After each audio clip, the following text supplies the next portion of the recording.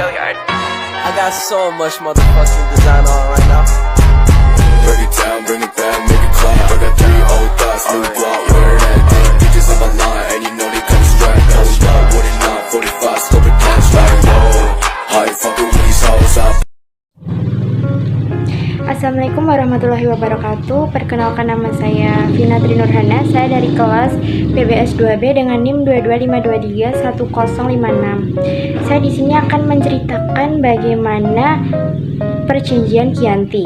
Jadi, Perjanjian Chianti lahir sebagai sebuah kesepakatan segitiga politik antara Pakubuwono III, Pangeran Mangkubumi, dan juga Perserikatan Dagang Hindia Belanda atau disebut sebagai VOC pada tanggal 13 Februari 1755.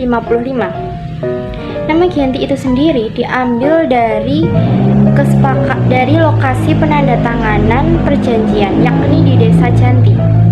Sekarang tempat tersebut dikenal sebagai Dukuh Kerten, Jantiharjo, Karanganyar, Jawa Tengah. Pada masa silam, Perjanjian Chianti ini dibuat dalam rangka untuk meredam api konflik yang telah terjadi secara berlarut-larut. Peristiwa ini menjadi penyebab pecahnya wilayah Kerajaan Mataram Islam menjadi Kasunanan Surakarta dan Kesultanan Yogyakarta. Ada cukup banyak latar belakang mengapa perjanjian ini harus diselenggarakan. Salah satu latar belakang Perjanjian Chianti yang paling kuat adalah adanya keinginan daripada Pangeran Mangkubumi untuk melawan pemberontakan Pangeran Semernyawa yang merongrong kekuasaan tanah Mataram pada saat itu. Jadi, waktu itu Pangeran Semernyawa hendak melawan dan memberontak kepada pemerintah karena adanya intervensi atau campur tangan pihak VOC dalam urusan rumah tangga Kerajaan Mataram, terutama setelah Sultan Agung wafat.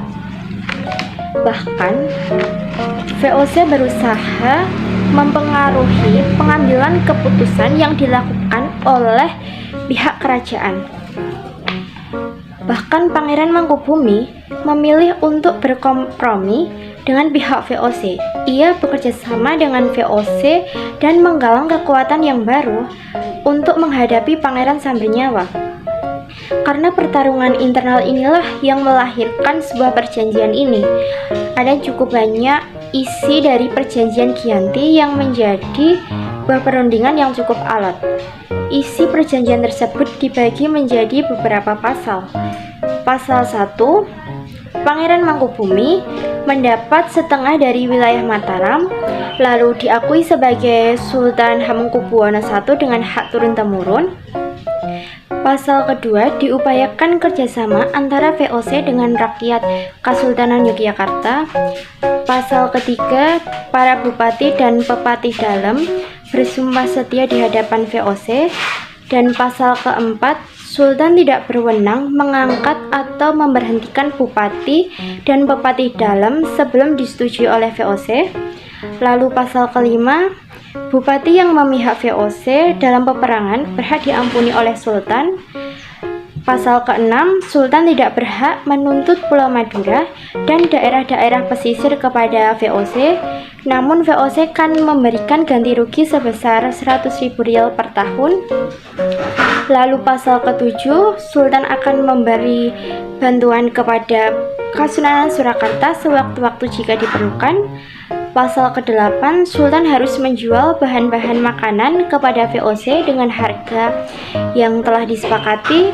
Lalu pasal 9, Sultan berjanji menaati segala macam perjanjian yang pernah diadakan antara penguasa Mataram terdahulu dengan pihak VOC. Sekian dari saya, apabila ada kesalahan kata saya mohon maaf. Wassalamualaikum warahmatullahi wabarakatuh.